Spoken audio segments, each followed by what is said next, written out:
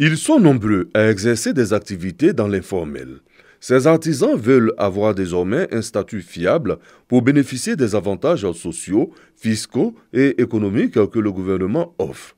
Une caravane pour les dénombrer sillonne le pays. Point de départ, Dimbokro. La caravane, c'est pour faire profiter les artisans des fonds que l'État de Côte d'Ivoire a mis en place pour le secteur informel et que jusqu'à présent, ces artisans ne savent pas comment il faut faire pour avoir accès à ces fonds. Mais l'État a créé des conditions pour permettre à l'artisan aujourd'hui de pouvoir avoir accès à ces fonds, qui est le statut des apprenants. Avec ce statut, celui qui est au secteur informel peut bénéficier que des prêts de ce fonds. Sortir de l'informel pour le formel.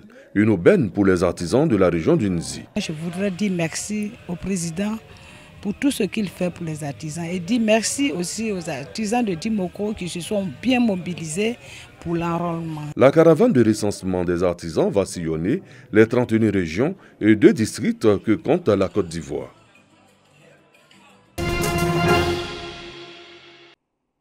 Longtemps perçus comme un métier réservé aux femmes, ils sont nombreux, ces jeunes hommes qui ont décidé de faire de l'esthétique leur gagne-pain. Parmi eux, Hervé, installé au marché de Sikoji dans la commune de Yopougon, il suscite la curiosité et l'admiration de la clientèle. Du tatouage aux fossiles, ce jeune esthéticien fait montre de sa créativité et de son savoir-faire avec dextérité. Il n'y avait personne dans le marché, tu faisais ce métier, c'était seulement que les femmes.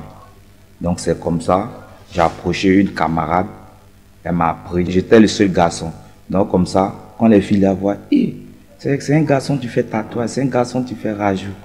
Donc c'est comme ça, un peu, commencer à exercer le métier. Cette touche particulière masculine semble le propulser auprès de ses clientes. Marie Offly est venue se rendre belle. Elle nous confie qu'elle préfère la touche des hommes. Je préfère faire les rajouts chez les hommes parce que je les trouve beaucoup plus courtois, beaucoup gentils, attentionnés. Ils aiment complimenter. Généralement, c'est ce qu'il nous faut pour se sentir bien. Et avec les femmes, c'est totalement le contraire. Elles ont beaucoup de manières. Bon, très souvent, elles se comportent un peu mal.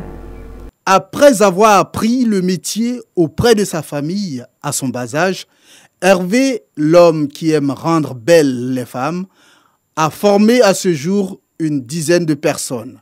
Quand j'ai fait ce magasin, j'étais seul. Les amis m'ont approché. Ah, Hervé, je vais apprendre à faire rajout. Donc c'est comme ça que j'ai commencé à former des gens. Et puis après, ces personnes sont allées faire pour eux. Dans les rêves d'Hervé figure en priorité un institut de beauté pour former les jeunes qui souhaitent embrasser ce métier et comptent s'investir davantage dans ce boulot, peu importe les jugements de ceux qui pensent que ce métier est réservé aux femmes.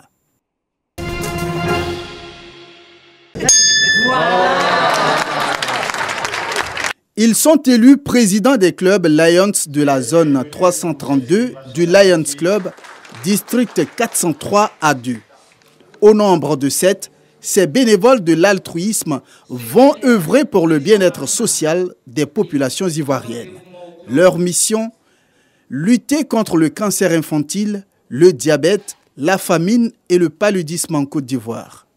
Des axes prioritaires du Lions Club international pour l'amélioration des conditions de vie des populations vulnérables dans le monde. Impacter le maximum de personnes défavorisées et en impliquant donc mes présidents et mes clubs sur les 5 causes mondiales, nous devons être solidaires pour agir selon nos axes prioritaires, pour pouvoir, au soir du 30 juin 2022, célébrer le succès.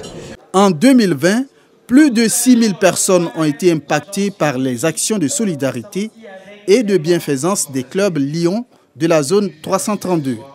Cette année 2021, l'organisation entend multiplier ses actions sociales en vue de permettre à des milliers de personnes vulnérables de bénéficier du soutien du Lions Club district 403 à 2 dans le pays. Nous sommes passés de 12 à 26 membres Et c'est une immense joie. Nous avons décidé de faire plus à l'endroit des enfants défavorisés et organiser aussi un gala de bienfaisance pour venir en aide aux personnes malades atteintes de cancer et surtout venir en aide à l'Institut de cancérologie du CHU de Trècheville. Renforcer aussi l'amitié au sein de nos membres, faire en sorte que Lions Club, qui est avant tout un club d'amis, soit un club fort, faire en sorte que tout ce qu'on a réalisé ensemble ou avec les clubs amis soit le plus impactant possible pour nos communautés, parce qu'avant tout, on est là pour servir nos communautés. D'ici fin 2021, plus d'1 million de personnes seront prises en charge dans les domaines sanitaires, éducatifs et environnementaux. Un objectif fixé par Elisabeth Atobra, nouveau gouverneur du Lions Club, district 403 A2, pour le mandat 2021-2022. Ils ont répondu présent à l'appel du président de la mutuelle de leur entreprise pour cette opération don de sang. Eux, ce sont les agents de la nouvelle pharmacie de la santé publique de Côte d'Ivoire. Objectif, donner du sang pour sauver des vies.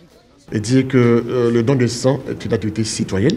Vu qu'il n'y a pas de fabrique de sang, il n'y a pas de jeunes qui fabriquent le sang, c'est un don de soi qu'on fait pour sauver des vies humaines. Non, c'est la première fois. C'est avec une grande joie que je suis là ce matin pour donner mon sang. La Covid-19 a causé une pénurie de sang dans les centres de santé, selon Bamba Sindou, président de la mutuelle des agents de la nouvelle pharmacie de la santé publique de Côte d'Ivoire. Il a donc exprimé sa satisfaction face à la spontanéité des agents. Nous, au niveau de la mutuelle, on a estimé que d'abord c'était une action sociale. Je suis très heureux parce qu'on a approuvé 8 lits. On se rend compte à mi-parcours qu'on avait besoin de plus de lits parce qu'il y a de l'engouement. Les gens viennent faire leurs dons. Une initiative qui ne laisse pas le professeur Mamadou Sekongo, responsable du service formation et de la recherche du Centre national de transfusion sanguine, indifférent.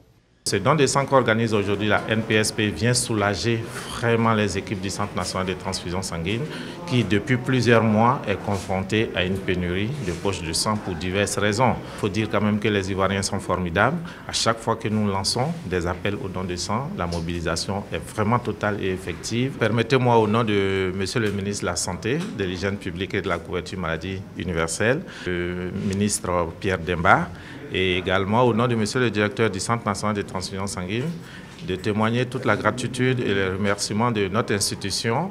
Sur les 26 millions d'habitants en Côte d'Ivoire, le CNTS a un besoin d'1%, d'où 260 000 poches de sang, afin de ravitailler les centres de santé.